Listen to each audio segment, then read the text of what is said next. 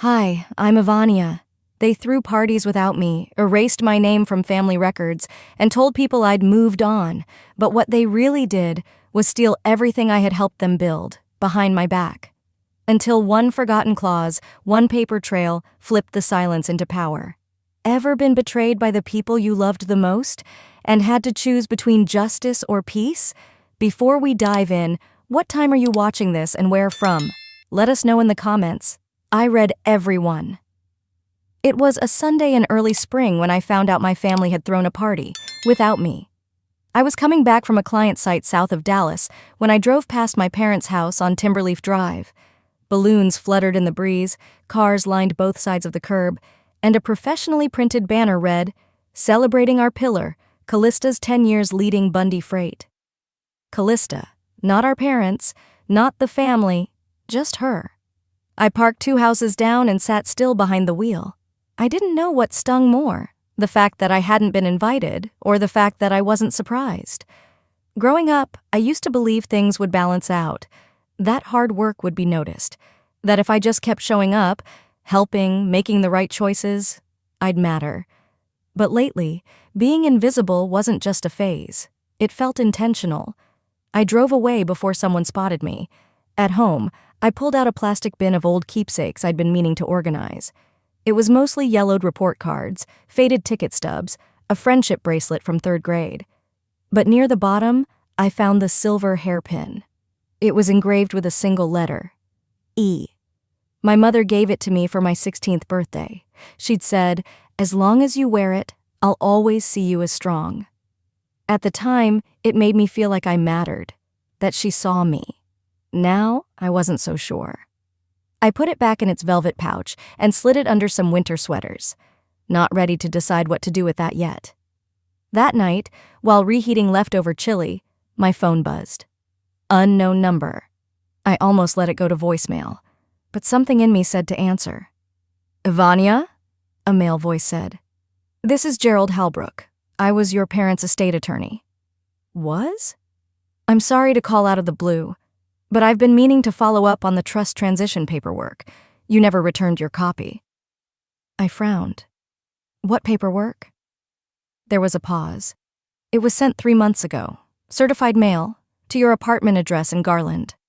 "I never received anything," I said. "Would you have a moment to meet in person?" he asked. "I think we need to review a few things together." The next morning, I went to the post office. The clerk checked the forwarding history on my mailbox. Apparently, my name had been temporarily removed due to a change of service form, signed digitally by my sister. "I'm sorry," the woman said. "It says the address was updated to Callista Bundy's name only." I didn't respond. I just nodded and walked back to my car, my ears ringing. I showed up at Mr. Halbrook's office by noon. He greeted me with a wary look and led me to a quiet conference room with blinds drawn halfway. "I want to be clear," he began.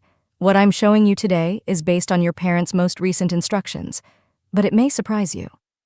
He laid a copy of the current trust documents on the table. The signatures were real. The notary seal was there. My parents had legally signed over every piece of family property, land, and company share to Callista. "All of it?" I whispered. "I know this is difficult," he said, "but I thought you'd seen this before." I shook my head slowly. "Mr. Halbrook, in the older version, was I included?" He nodded. "Yes, as co-beneficiary. That version is still in our records. Unless they formally revoked it, it should still—" He paused, stood up, and walked over to his safe. With careful hands, he removed a cream envelope, thick and sealed with a gold sticker. "This," he said, "was meant for you. It's dated 6 months before the new documents. Your parents dropped it off themselves." I stared at it, suddenly aware of how cold my hands felt. "Why didn't I ever get this?" He sighed. "Your sister picked it up the day you were supposed to, said she'd deliver it." Of course she did. I broke the seal with a slow rip and unfolded the letter inside. My eyes scanned the first line, and my stomach dropped. I didn't even realize I was holding my breath until the page trembled in my hand. The letter inside that envelope, it wasn't just sentimental. It was legal, a notarized copy of the original trust document, clear as day. naming me as 50% co-owner of our parents' real estate and their retirement fund, dated 14 months ago, my mother's signature, my father's too. And then, in the margin, a neat sticky note in Mr. Holbrook's handwriting. For Ivania, copy retained. I sat in stunned silence as he quietly stood up to give me a moment. 14 months ago. That was before Callista moved back into the house after her second divorce. Before the sudden weekly family dinners I was no longer invited to. Before I started wondering if I was slowly being pushed out, or if I'd simply started fading on my own. I'll give you time with it, Mr. Holbrook said gently, placing a glass of water beside me. Take it home, and Ivania, don't rush to respond. Process first. I thanked him, the words barely forming. As I drove home, the letter sat on the passenger seat like a weight. My fingers kept twitching, itching to call someone. But who? My parents? My sister? I wasn't ready to scream. Not yet. At home, I sat on the edge of my couch, letter still in hand, and did something I hadn't done in years. I cried. Not the kind of sobbing that comes from heartbreak, but that hollow, cold cry that comes when you realize something wasn't an accident. It was a choice, a strategy, a decision you weren't even invited to weigh in on. In between tears, I started writing down numbers.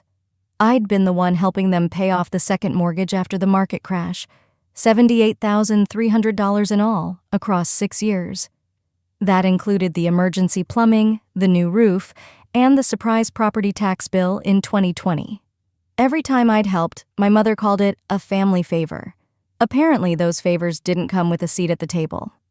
Later that afternoon, I drove out to my dad's mechanic shop. The place looked just as it had for 20 years. Same corrugated siding, same squeaky front doorbell. I hadn't visited in months. Dad was sitting behind the counter, flipping through invoices.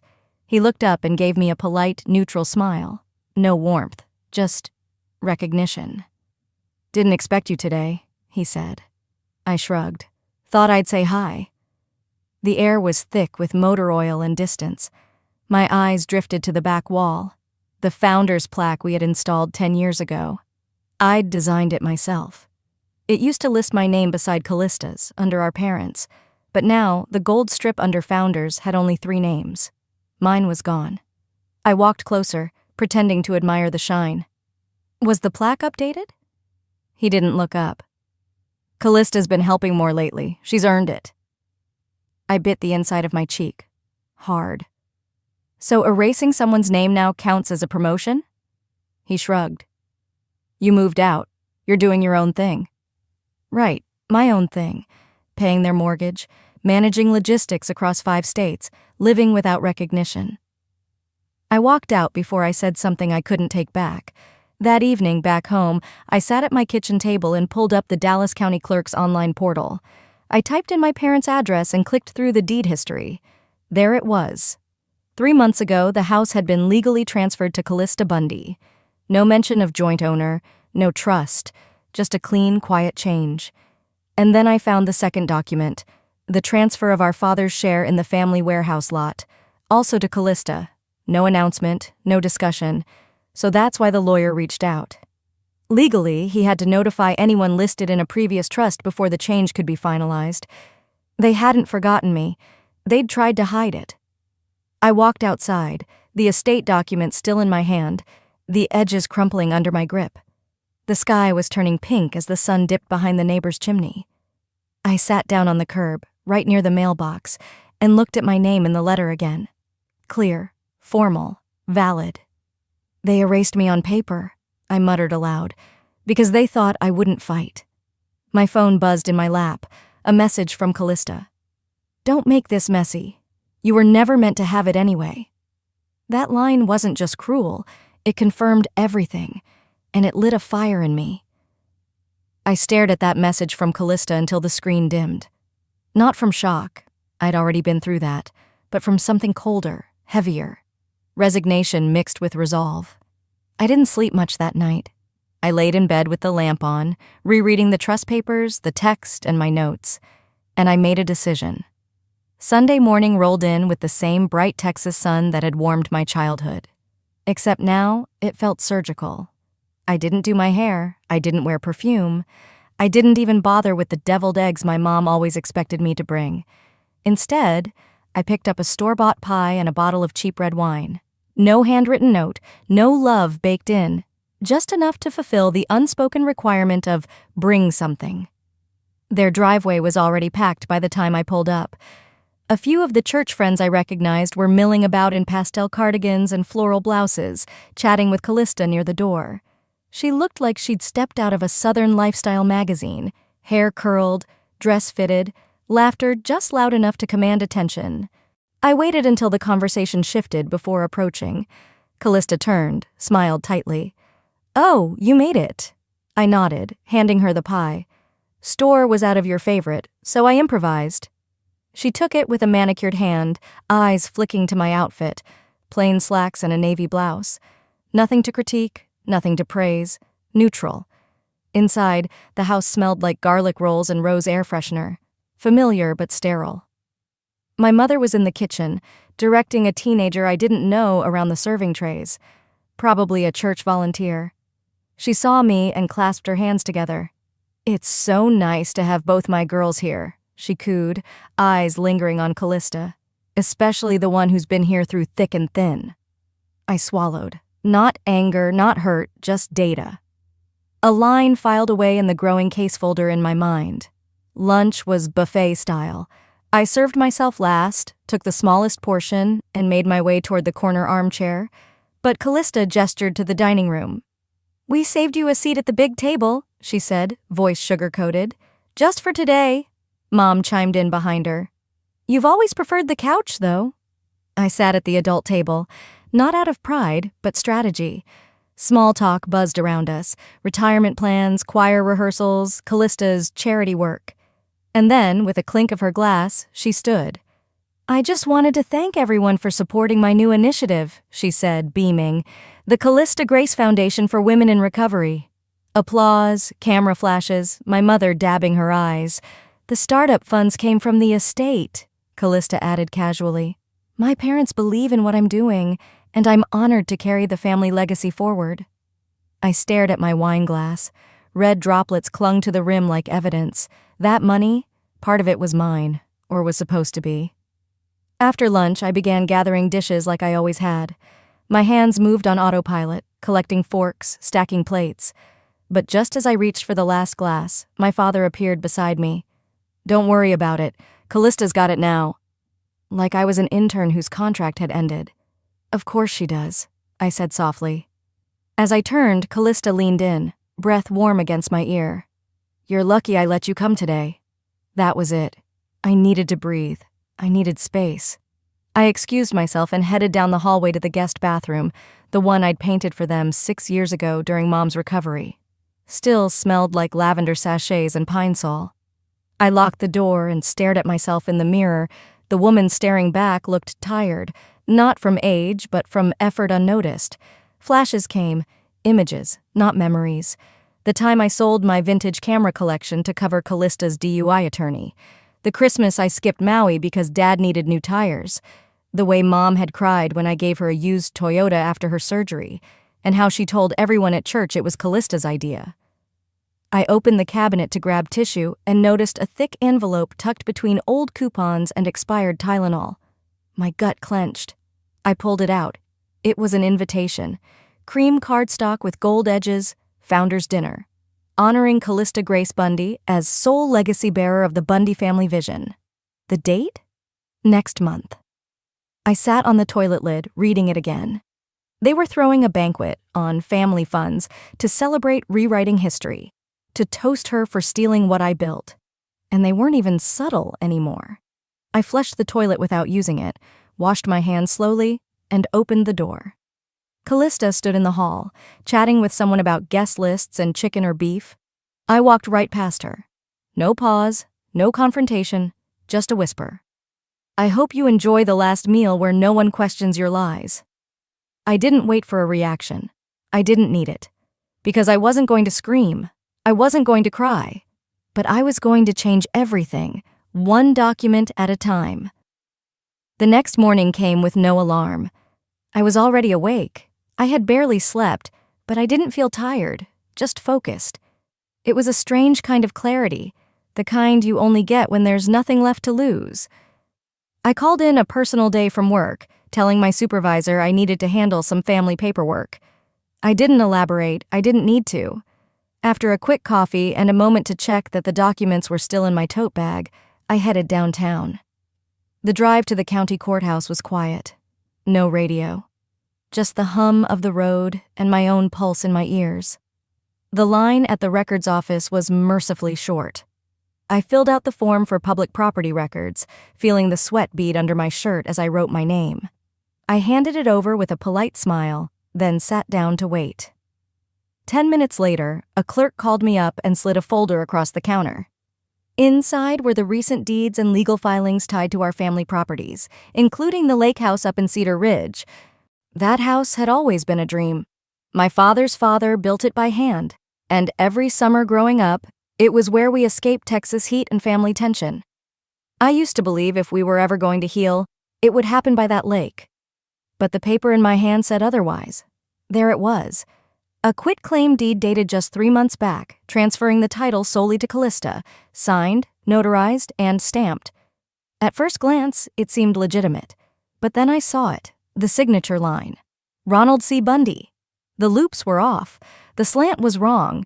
It was almost, but not quite, his writing. I didn't need a handwriting expert to tell me what I already knew.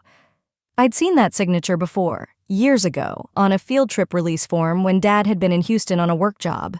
Mom had signed it, mumbling, he'd say yes anyway. Back then, I thought it was harmless. Now I wasn't so sure. I printed 2 copies, placed them gently in my folder, and left the building with a numb sort of calm. I didn't rush. I didn't text anyone. Instead, I called Mr. Ledbetter, our family's former estate attorney. He'd retired 2 years ago, but still kept a home office on McKinney Avenue. When I told him what I'd found, he hesitated, but agreed to see me that afternoon. The moment I walked into his sunlit study, I felt 12 years old again, holding Dad's hand during a will update. Mr. Ledbetter had that kind of presence, firm, quiet, trustworthy. He listened carefully, didn't interrupt once as I laid out the documents. Then he picked up the deed, adjusted his glasses, and frowned. "This signature, it's off," he muttered. I nodded. "I think it was forged, by my mother." He didn't look surprised. "I've seen this happen before," he said slowly. "But what makes this interesting is, your father created a contingency trust in your name 10 years ago." I blinked. "A what?" "A trust," he said, "that activates if he's declared incapacitated or if there's credible evidence of financial manipulation. This document, if proven false, could trigger it." The room went still. "Would that override the current will?" I asked. "If the trust is valid and the trigger conditions are met?" "Yes," he said. "You could effectively reclaim legal control of a large portion of the estate." I left his house with hands that felt like they belonged to someone else, shaky but steady. I didn't cry. I didn't cheer. Instead, I called a mobile notary and a handwriting analyst. I didn't want a courtroom yet, but I wanted to be ready. I wanted truth documented, verified, and prepared like armor. Back at home, I carefully scanned every page into a secured cloud folder. I named it Bundy Archive. Just typing it made me want to vomit. That evening, as I was pouring tea, my phone buzzed. Unknown number. I let it go to voicemail. The transcript popped up a few seconds later.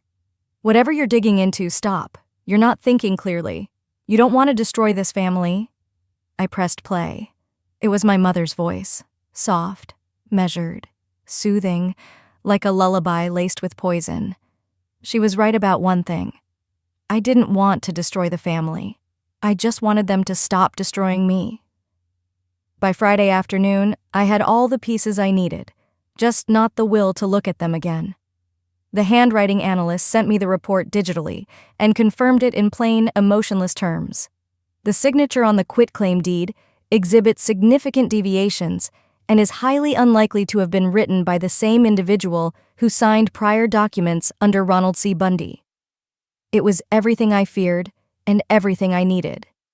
I saved the file to my encrypted folder, along with scanned copies of the original trust and the newer version that had my name erased.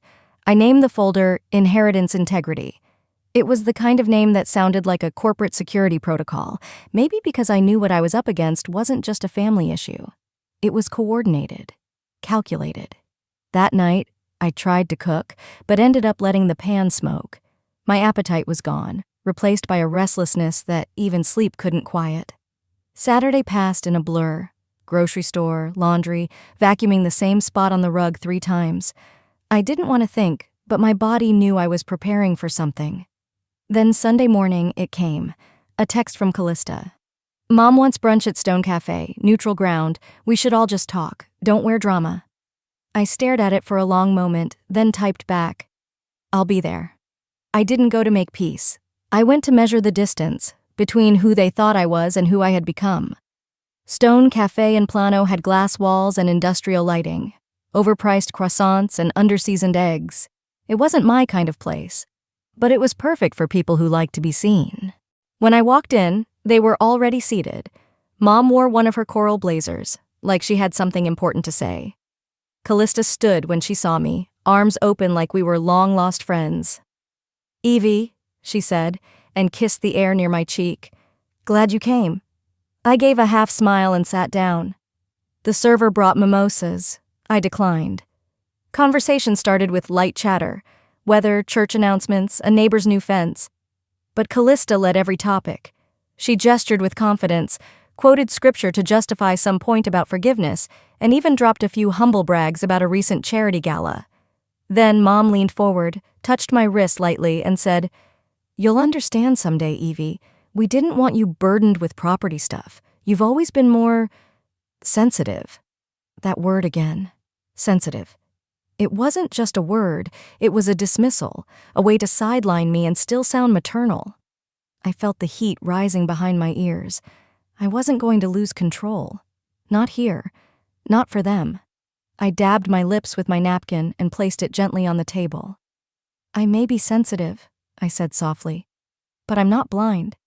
And I'm not small. Not anymore. Their expressions froze mid-smile.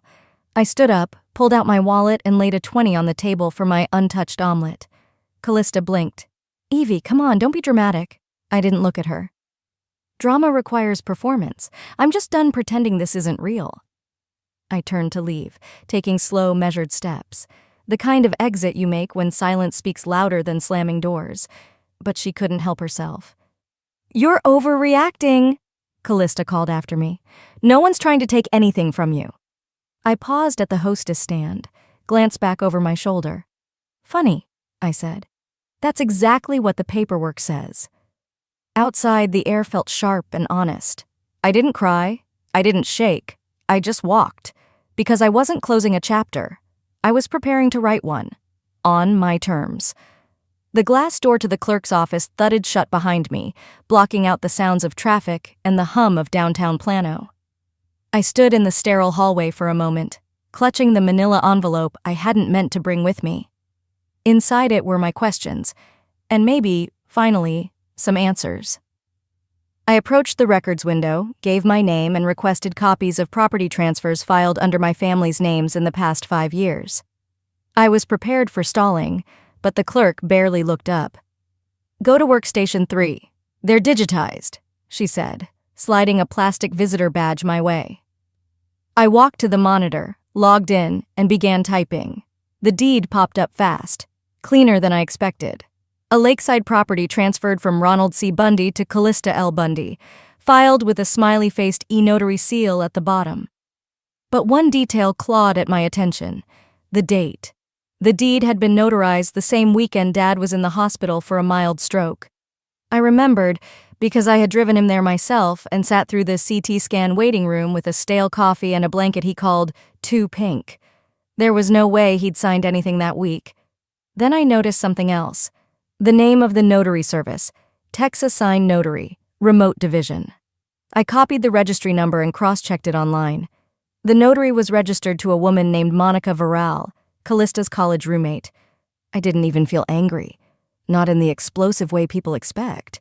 What I felt was a cold shift in my bones. This wasn't just manipulation. It was fraud. I printed everything. The backdated filing, the registry info, the full deed. As I stepped out of the building into the sharp sunlit air, a quiet voice in my head whispered, "This isn't just favoritism. This is theft." I drove straight home. It was late afternoon when I sat at my desk and unlocked the fireproof box under my bed. Inside was the old living trust document, the one Dad had asked me to store back when things were simpler. I opened it. In the event of parental retirement or death, it read in crisp typeface, all properties and assets are to pass to Ivania K. Stroud, sole daughter and legal heir. My breath caught. I blinked, making sure I hadn't imagined it. Below the sentence was his signature. Dad's real one, not the neat, sterile scrawl on the lakeside deed. This was the wide, swooping R, the deliberate C, the funny loop in the B of Bundy that he always joked looked like a 6. I stared at it for a long time, not out of doubt, but out of grief. It felt like hearing him again. Like that time when I was 16, sitting on the back porch, sobbing because I didn't get into the college I wanted. And he whispered, "One day, everything will be yours, not because you ask for it, but because you've earned it." I'd forgotten how solid that promise once felt. Until now. I placed the old trust next to the forged deed and pulled up a new folder on my computer. This time, I labeled it Active Case Stroud. Inside it, I dropped every file. The original trust, the forged quitclaim deed, Monica Veral's registry record, screenshots of text messages from Callista, bank transactions for mortgage payments I'd covered, voice recordings I'd quietly saved of my mom discussing Callista's sacrifice. Then I added one last thing, a draft letter, unsigned but ready, addressed to my family's estate attorney. I didn't send it yet. I wasn't ready to open that door wide, not until I had backup. That night, as I sipped water and stared out my window at the darkening sky, my phone buzzed, a voicemail from Mom. I hit play. "Evie, please don't make a big deal out of this. We've all moved on. Just be grateful Callista's willing to manage things." It was said in that syrupy, southern-laced tone she always used when she was trying to guilt me back into submission. But something in me stayed still. Still and solid. "No," I whispered aloud, placing the phone screen down on the table. "Not this time." I reached for my email. I hadn't spoken to Norelle Nix in years, not since we'd worked on that veterans' housing initiative together. But I remembered her steel spine, her calm fire, and the way she made a county clerk backtrack on a missing document with one phone call. In the subject line, I typed, "Client name, Ivania Stroud, breach of trust and property fraud inquiry," and I hit send. I spent the entire night preparing, not just documents, but myself. My black folder lay open on the kitchen table, every page placed in order like ammunition for a silent war. I didn't pace. I didn't cry. I reviewed, read, reread. Then I packed it up, zipped the case, and ironed my blouse until it held no wrinkles, just like my tone would, just like my resolve already did. By noon, I was in my car, pulling up to the driveway of the house I used to call home. The magnolia tree still leaned left, just slightly, like it was bowing toward the sidewalk. I noticed that the wind chime Mom loved so much had been replaced with a new one, cleaner, sharper sounding, made of glass instead of copper. Like they'd decided to start fresh without me. I parked slowly. No honk, no rush. My steps across the driveway were measured, heels firm against the cement. And when I rang the bell, it was Callista who opened the door, already smiling like she'd won. She wore white, not cream, not beige. White. Like this was some kind of coronation. "Glad you could make it," she said sweetly, stepping aside. "We're all waiting in the living room." I said nothing. Inside, the room was staged like a tribunal. Dad sat in his usual recliner, arms crossed, like this was a minor dispute he'd have to referee. Mom perched on the edge of the couch, hands neatly folded in her lap like she was hosting a book club, not facilitating a betrayal. And there, on the coffee table, lay a folder. Not mine. Callista reached for it the moment I sat down. "This," she said, "is just a formality. A final draft of the division agreement. It's been reviewed by a third-party mediator." I held up a hand. "Before you go any further..." I unzipped my case and began laying out my documents on the glass. 1, 2, 3, quietly, deliberately. Callista's mouth twitched. "This is the original living trust," I said, "dated 5 years ago, with both parents' signatures." Silence. Mom shifted. Dad looked older, somehow smaller. "And this," I continued, "is a notarized copy of the property deed transfer filed last month." "The notary?" I slid over a highlighted printout. "Registered to Monica Viral. I think you remember her, Callista." No one spoke. "And this letter," I said, placing the final sheet flat on the table, "is from my attorney, confirming that these transactions, every single one, can be contested, and that fraud, especially involving forged signatures, is grounds for civil and criminal action." Callista's eyes narrowed. "You're bluffing." I didn't flinch. "Then take me to court," she scoffed, tossing her hair over her shoulder. "You're vindictive, Evie. You always have been. You ran off to college and came back thinking you were better than us." I tilted my head slightly. "I came back because no one else was willing to remind you that I didn't need your permission to exist." My voice didn't rise, but it cut. Mom gasped, not in shock, in fear. She clutched Dad's hand. He didn't squeeze back. "You never said you didn't want the estate," she said softly. "You were always so sensitive. We thought Callista could handle things more quietly?" I finished. "More compliantly?" The room stilled. Just then, the phone buzzed. I clicked on speaker. Norel's voice poured into the silence, calm as a winter lake. "This is attorney Norel Nix. If we don't have confirmation of mutual resolution by Monday 9 a.m., we will proceed with a formal petition for injunction and review of all assets in question. I trust that's clear." No one responded. I stood. My palms weren't sweating. My knees didn't shake.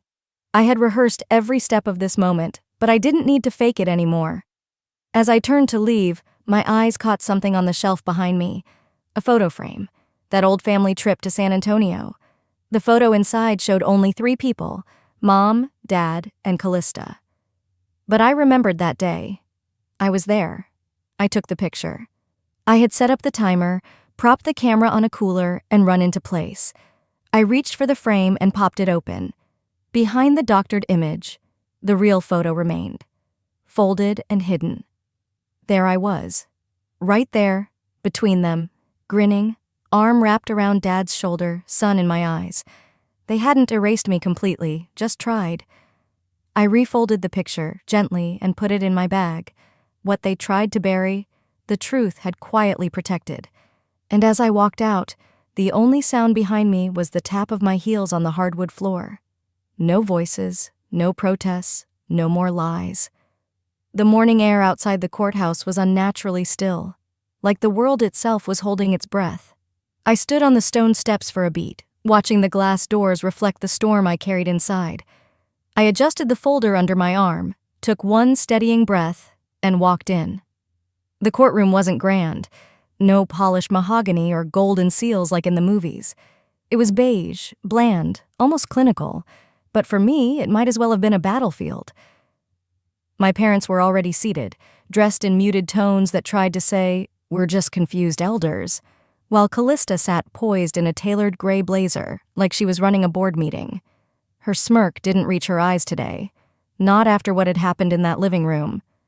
I took my seat beside Norel, who gave me a quick nod without looking away from her stack of prepared filings. Calm, calculated, every word from her was like a scalpel, precise, intentional, and designed to expose what lay beneath. The bailiff called the session to order. When the judge entered, even Callista's posture stiffened. She wasn't smiling anymore, and then it began. After formalities, the judge turned to Norel. "You may proceed with your opening summary." Norel stood and without preamble played the audio recording. My heart thudded like a slow drumbeat in my chest. The sound came through the courtroom speakers, slightly muffled but unmistakable. Callista's voice laughing, then Mom's chiming in. Dad's quieter but still there. "Manipulated the dumb youngest one. She won't check. She just wants to be loved." The silence that followed was the kind that wraps around your throat. You could almost hear people blinking. The judge leaned forward, This recording has been verified? Norel nodded. Yes, Your Honor. Time-stamped, authenticated, and obtained legally by a third party who was present in the household at the time of the recording. Callista shot to her feet. That's taken out of context. Sit down, Miss Stroud, the judge said sharply. This court does not tolerate grandstanding. I didn't look at her. I didn't need to, because that clip wasn't just a revelation. It was confirmation. Everything I had feared, suspected, silently carried. It had been real. And now it had been heard. My parents? They didn't even turn their heads toward me. That hurt more than anything they had said, but it wasn't over. I opened my folder and pulled out one final page. This, I said, rising to address the room, is the part they forgot. Norel handed it to the clerk, who passed it to the judge. It's a clause written into the original family trust, I continued. Signed by my grandfather before he passed. It grants me full veto power over any family asset transfer made before I turn 35. And when is your 35th birthday? The judge asked, flipping through the document. 2 days from now. The judge looked over his glasses. Then, as of the day after tomorrow, the contested assets cannot be transferred without your express consent. I could hear Callista's breath hitch. She turned toward our parents. You knew about this? She hissed. Did either of you even read it? Mom's face was pale. Dad rubbed his forehead like it might erase the room. But I wasn't done. From my coat pocket, I pulled something crumpled but sacred. The tiny origami crane. Faded, worn at the wings. My grandfather had taught me how to fold it one quiet Sunday in his garage. Then he'd taken it and tucked it into his wallet, telling me, "You're the one with wings. Remember that." It had been returned to me after his funeral, folded inside the clause envelope. I placed it on the table. That little bird had traveled through years of silence and paper trails, and now it landed right where it was meant to. The courtroom hushed as the judge finalized the interim ruling. Effective immediately, a freeze is placed on all transferred estate assets. Probate records will be reopened for review. A formal investigation into misuse of family funds is authorized. Callista slumped back in her chair. My mother opened her mouth, perhaps to plead, perhaps to manipulate, but the judge raised his hand. You've had your say. I turned to leave. As I passed them, I didn't flinch when my father looked away, or when my mother whispered, Evie, please. I stopped, just for a second. This wasn't revenge, I said without turning around. It was restoration. And with that, I left, not storming out, just walking forward, finally unburdened. The gravel crunched beneath my tires as I pulled into the driveway of my grandfather's house. No, my house now. The title deed bore my name alone. But I wasn't arriving like a victor. I wasn't here to gloat. I was here to breathe. The house still looked much the same from the outside, save for the new coat of paint and the trimmed hedges. But inside, everything felt stilled, not empty, just full of memory. The kind that wraps around your ribs and asks if you've really healed or just learned how to carry the ache better. I let myself in and shut the door gently behind me. It was quiet, save for the faint creak of the wood floor as I walked across it. The scent of cedar still lingered, faint and warm, like the memory of a hug. I placed my keys on the entry table and ran my hand along the old bookshelf where my grandfather used to line up his black-bound ledgers and gardening magazines. Each room still held a trace of him, a man who never raised his voice but left echoes deep enough to carry through decades. This space hadn't forgotten me, even when my family had. I wandered into the kitchen, now brighter after the renovation. Marble counters, updated cabinets, but that same window above the sink where he used to hum while rinsing tomatoes from the garden. I stood there for a moment, letting the morning light hit my face, and felt something shift. Not closure, just stillness. And in that stillness, peace. The knock at the door startled me out of my thoughts. I walked back and opened it to find Mrs. Alden, the neighbor from 2 houses down, holding a weathered envelope. "Found this in the mail slot at the old church mailbox," she said, adjusting the thin scarf around her neck. "It's for you. Looks old." I took it, my fingers already recognizing the handwriting. My grandfather's. Back inside, I sat down on the living room armchair, the one that still creaked in the same spot it always had, and opened the envelope. The letter was dated just 5 days before he passed. His words, in careful loops, spilled across the page like a quiet hand on my shoulder. Evie, if you're reading this, then the winds must have shifted. I feared they might. People forget what's fair when fear gets involved. I've always known your heart. It's why I chose you. Because you'd protect, not possess. Speak softly, but stand when it matters. Sometimes justice takes time. But it always knows where to land. Love, always, Papa. I folded the letter back slowly, sealing the moment into my chest like a keepsake. A quiet exhale escaped me, not relief exactly, more like release. My phone buzzed. A voicemail. From Mom.